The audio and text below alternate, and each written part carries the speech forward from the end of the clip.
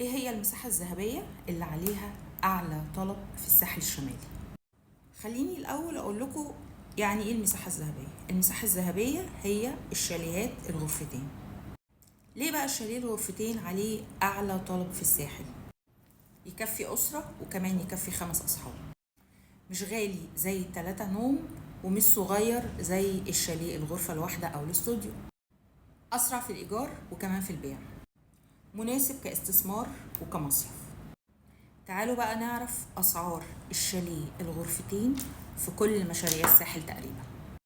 خلونا نبدأ بسيدي عبد الرحمن. لو هنتكلم على مسايا هنلاقي تقريبا 14 مليون متوسط سعر الغرفتين. بيانكي 14 مليون، شماسي 9 مليون. ندخل بقى على الضبعة هنلاقي ان دي بي بنتكلم تقريبا في 13,500. سيزن 10,100. دوز لأكام الرقحي 10,600. واخيرا ووتر واي 23,900. ندخل بقى على راس الحكمة ودي مطولة معانا شوية.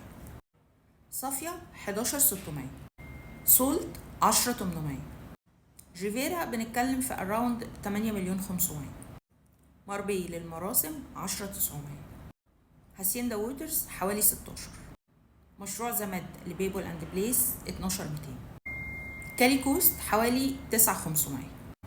دايركشن وايت 14,500. مارسيليا بيتش 8 مليون.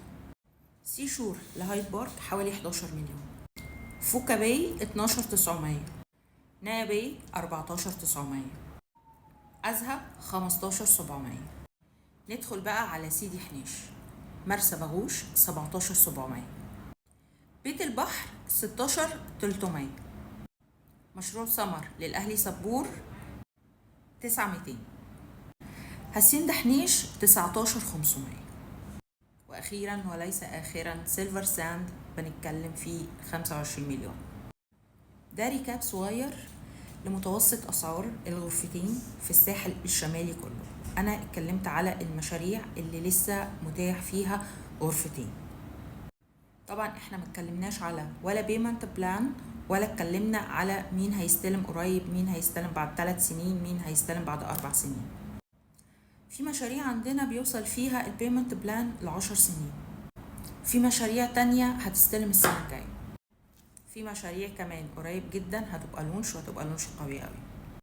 تابعوني علشان هنعمل فيديو كمان عن أسعار كل الفلل في الساحل الشمالي، وكمان هنعمل فيديو تاني عن البيمنت بلان في كل الساحل الشمالي. لو الفيديو عجبك اعمل لايك، شيره،